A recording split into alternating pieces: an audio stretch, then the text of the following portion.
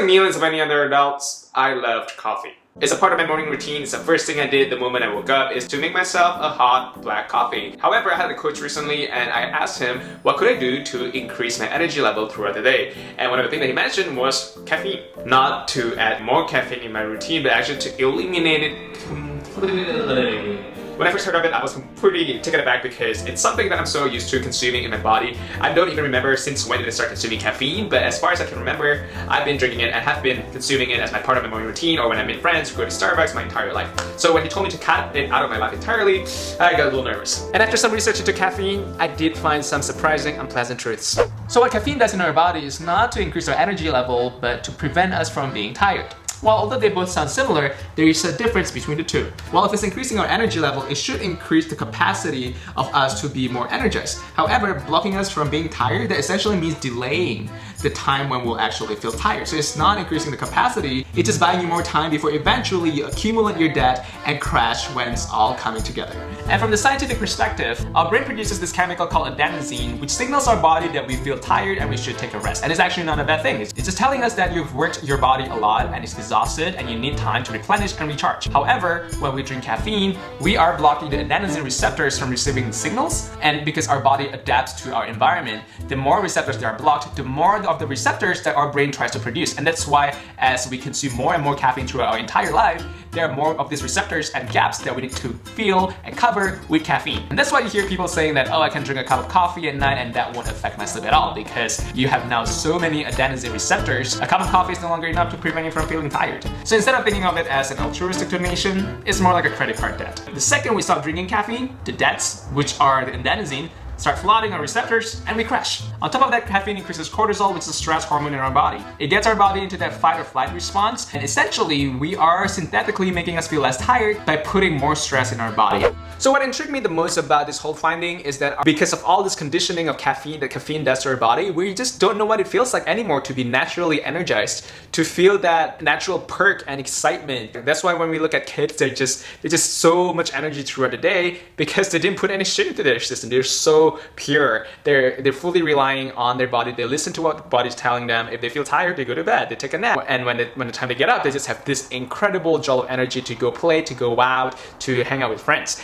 And that's exactly what motivated me. I'm really intrigued with what could it feel like if I went back to my natural state, if I didn't ingest the stimulants and I really reset my body to its exact natural childlike energy state.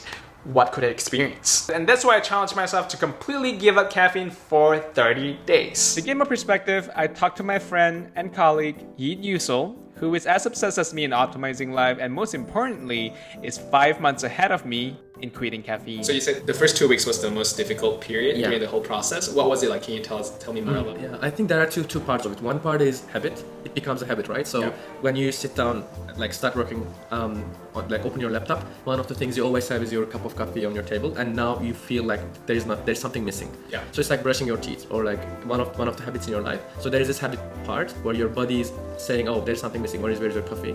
And the other part is your like biologically caffeine is addictive, right? You actually want to have caffeine for your body.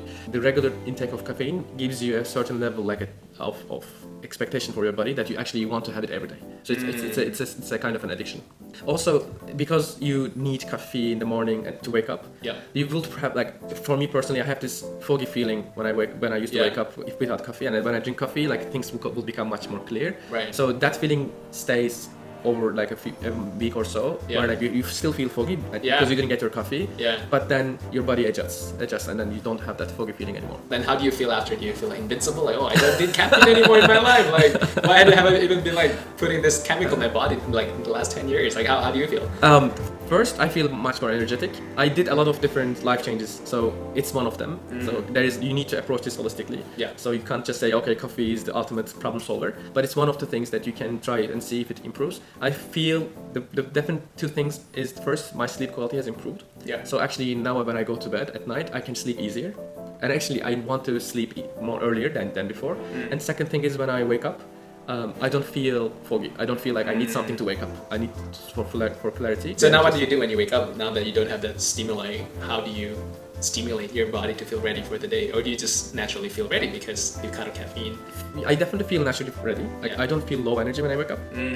And actually now I also go for runs or walks, which even makes me feel more energetic. But Yeah. I don't need something to go for a walk or run. So it kind of goes to show how this notion of, oh, you need coffee to like kickstart your day. Maybe it's just been a concept that we held onto because it's a routine that has been there and been in the society for a while, but nobody knew that we're born, our default setting, we are ready to start the day naturally if we eat well, sleep well. Exactly. Our body has all it needs, the resources Exactly. to prepare ourselves for the day. Exactly. Without any kind of simulation. Exactly.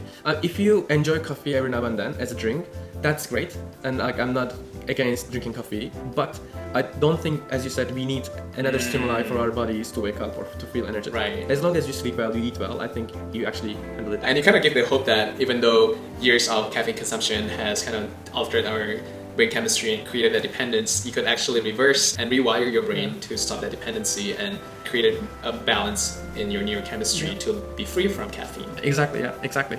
Equipped with all this information, I was finally ready to start my challenge. The first week did prove to be challenging psychologically. I couldn't let go of the idea of having nothing to kickstart my day because it was so ingrained in my habit. I felt like there was something missing and I felt I needed that extra jolt of energy. And just like what Yeet said, I also experienced withdrawal symptoms. As I let my adenosine to flood into my receptors again, I experienced some mental fog and I felt more tired than usual during the first week. In the meantime, I developed a morning routine that helped me get that energy boost and grounding at the start of the day. I start by getting out of the house for a short 10-minute morning run just to wake the body up and get the blood flowing.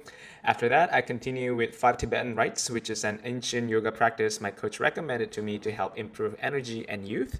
Then I go for a cold shower before I end it with Wim Hof's breathwork, which involves deep and rapid breathing patterns that oxygenize our brains fully and heighten my body and mind connection. It's pretty impressive to see the energy boost I experience just simply through my breaths. Sometimes when I'm up for it, after 3 rounds of breath work, I will do push-ups while holding my breaths, and impressively, I can do consistently 50 push-ups while holding my breath, which I normally can't do while breathing. And for the next 30 days, I solely rely on this routine and it just kept me going, not only just the morning, but sustained energy level, mental clarity, and most importantly, joy. In the middle of the challenge, I just started to notice that I felt a little more joyful. It's not like an ecstasy or a crazy level of happiness, it's just very subtle, but I can definitely tell the difference. I feel this tiny little burst of joy. I just felt content throughout the day without having to feel tired, without feeling anxious. I just felt like my mood is so much more stable. And this exercise has also allowed me to listen to my body more when it's tired, when I feel like I really need a nap because I didn't have a good night's sleep. I'll go for a nap. It's also one of the benefits of working from home. And there's no shame and guilt to like go for a nap in the middle of the day. Or if I felt I really need it, I'll go to bed earlier so I get a longer rest so that I wake up feeling refreshed and ready to kickstart the day without any stimulants. So after the 30-day challenge, I am concluding that I really don't need caffeine to be motivated to do anything. It's just a really psychological trick, and the fact that I could make do without the jittery and anxiety that occasionally come with the habit of drinking caffeine, I am very happy that I don't have to feel attached to this and I can feel completely free and liberated from dependency on any sort of external stimulants for me to feel a certain way. And it's always very empowering to know that I can take control of my own emotion, my energy level, and mental state purely through listening to my body, being in tune with what my body needs, and organically and naturally gives my body the nourishment that it needs. And to be honest, although the first week was hard, I felt like this has been the easiest challenge for me because once the first week has passed, I completely became independent of caffeine, and for the rest of the month it was just pretty smooth sailing. And to be honest, occasionally I might have some coffee, but it's not for any motivation reason or feeling that I'm lacking of something. It's more just for pleasure. Now that I found out that my body is capable of producing the energy that it needs and the natural state of being that I'm experiencing now, I don't think there's a way to go back. A little bit of warning though, I started off not drinking caffeine that much anyway, so I used to drink 1 or 2 cups per day, so it might be easier and faster for me to give up caffeine. Then those of you who have been drinking 3 to 4 cups or even more coffee per day, I've heard stories of people experiencing headache and crash and